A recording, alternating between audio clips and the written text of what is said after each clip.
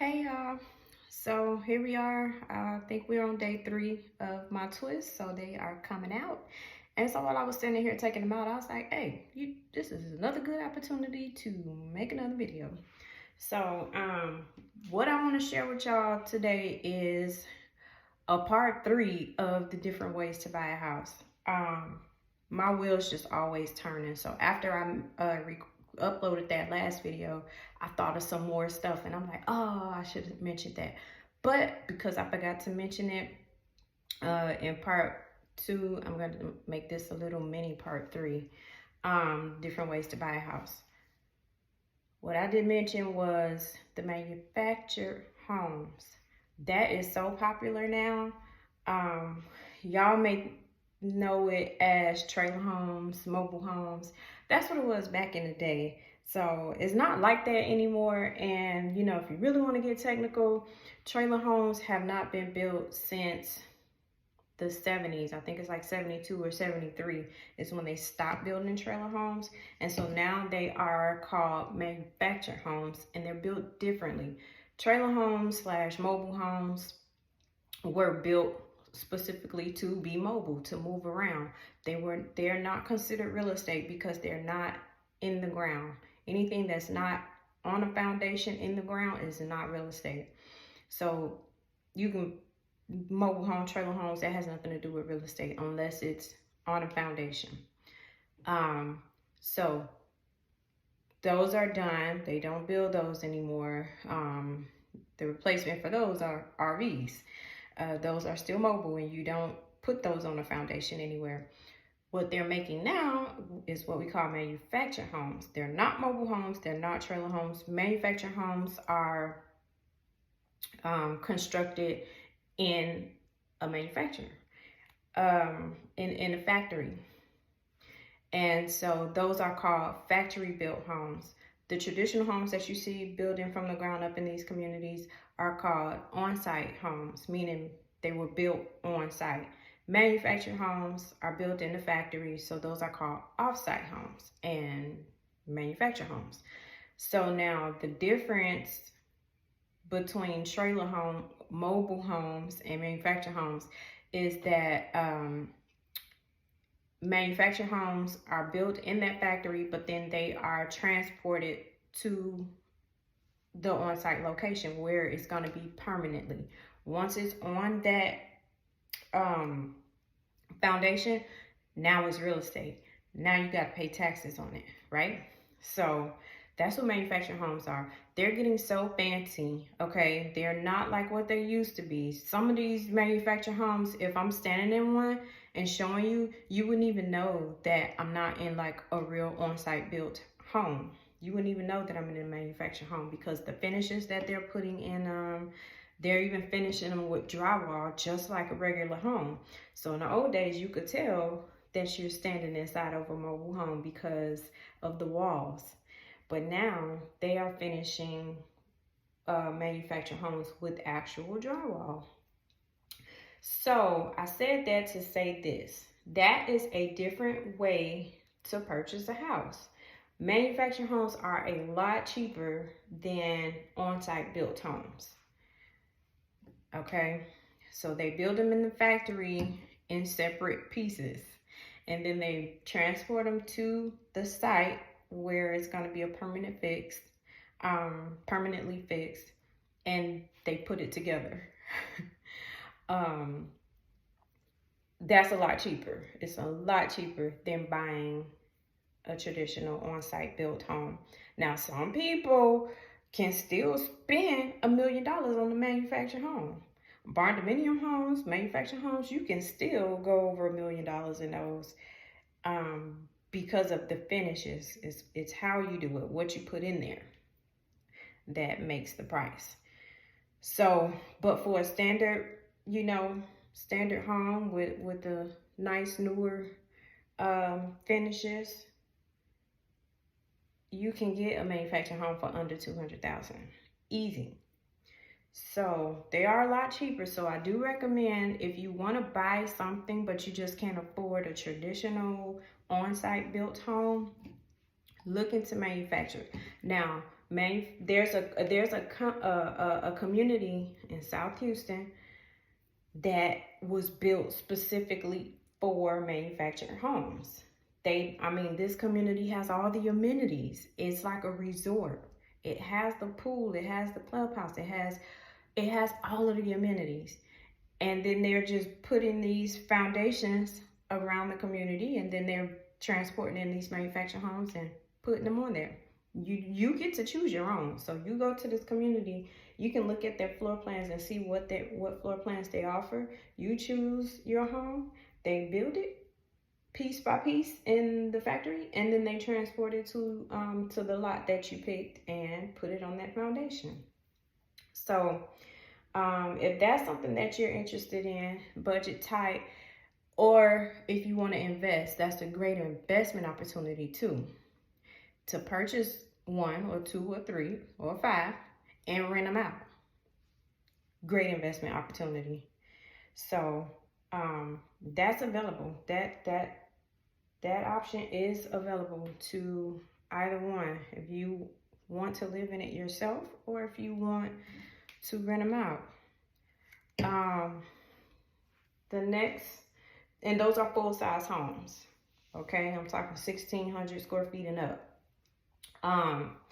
Then you got your tiny homes, you've got your Tesla homes, you've got your Amazon homes.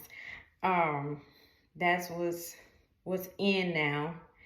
Same thing. Those are built piece by, in sections. That's what they call them. They're built in sections at the factory and delivered to your location. Got to put it on a foundation to be considered real estate. And those are not, if you put it on the foundation, that's permanent. So if you don't want it to be permanent, you can still, haul it away with your truck or your car. You can do it yourself. So that's just up to you how you want to use your manufactured home, your tiny home. But back to the last video, how I talked about buying land, that's an opportunity. Buy you some land, put you a few manufactured homes or a few tiny homes on your land. You can have your own little mini vacation resort or rental community, okay? So I just want to get you guys to start thinking outside of the box and let you know that there's other opportunities, there's other ways to own a house. It doesn't have to be a $300,000 or $400,000 house in a HOA community. There's other ways to own and invest, okay? So that's all I wanted to come back and share. I got a full day of real estate today, so these twists are coming out, and I'm gonna be out in the streets today. So I am going to visit that manufactured home community because I really want to show y'all. Listen, I don't push anything that I don't believe in. So if that was not a great opportunity, I wouldn't push it. Trust me, it's a lot that I don't say or share, and with reason. But this community is a great investment opportunity or opportunity to own for a tight budget. So anyway, that is it. I just wanted to share that piece of information since I had time while I'm untwisting. But I'll be back with a different topic. I think this is gonna be the last part of how different ways to buy a house. But I hope all the information has been helpful. Y'all please reach out if you have any questions. If you're looking for a realtor, I'm always happy to help. I'll leave my phone number. Make sure y'all following me on Instagram and Facebook, and TikTok too. I'm gonna leave all those down below. Thank y'all. Have a good day.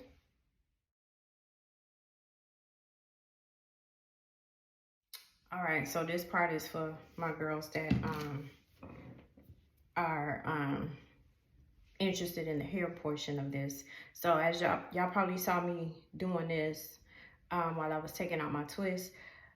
I use oil and I put a drop on my fingertip every time I unravel the twist. You have to unravel it neatly, um, so it won't look so frizzy.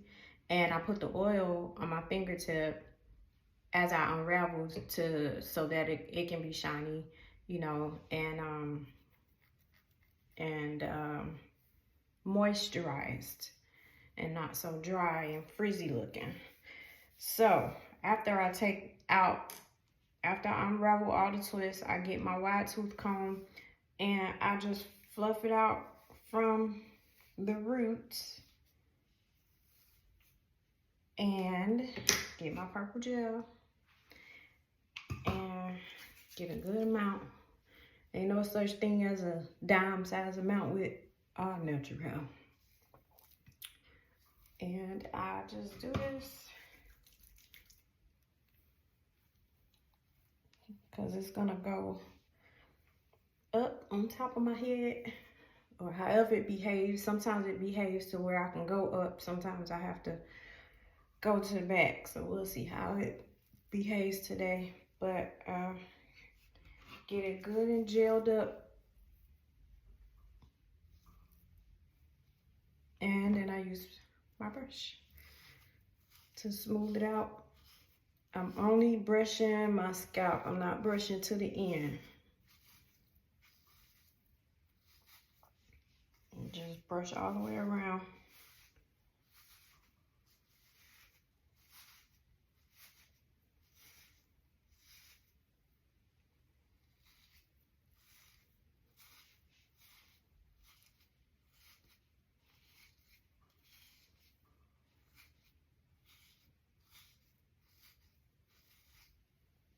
Like that.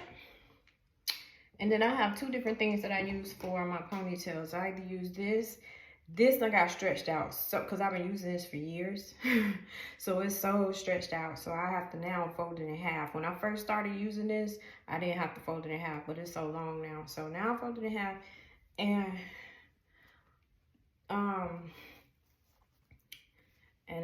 go underneath, make sure none of my curls is trapped in there. Everything is above the band.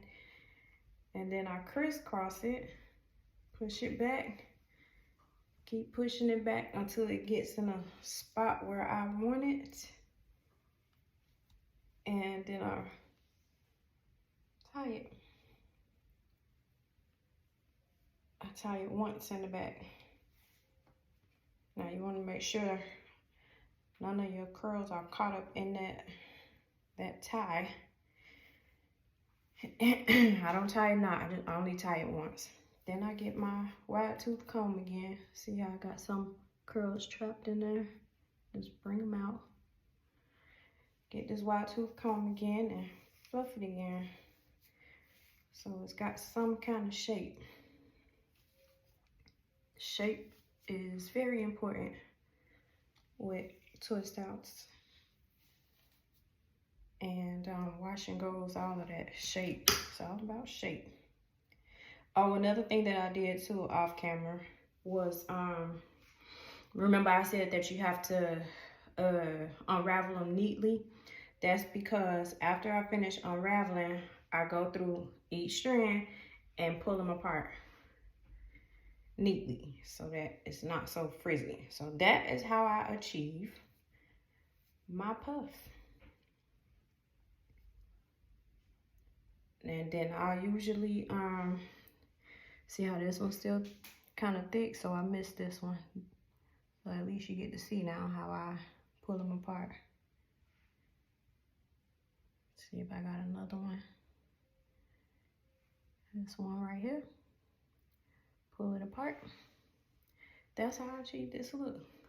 Now I usually go in with some edge control here, and I use my little edge brush to smooth it in there. But guess what? I got a 15-year-old daughter that like to come in my bathroom and take my stuff. So my edge control is upstairs and I don't feel like going up there. So, but because today is the first day that I am brushing it up, the gel is working just fine, holding it in place. But like tomorrow and the next day, oh yeah, we gonna need some edge control. So for today though, it's still clean and fresh, so I don't need the edge control. We can do without. And then when I really want to be fancy, I take my scarf, and I just go all the way around and cover all of the hair that's laid down. Don't get your forehead because you don't want to be walking around with that line. Make sure I push this far enough back.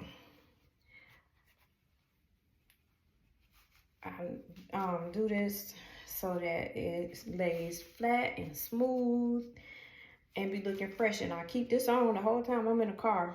When I pull up to my destination, that's when I take it off. So again, just fluff this out, give it a cute shape. I feel another thick one back here, so I'm gonna pull this one apart. And this is my hair of the day.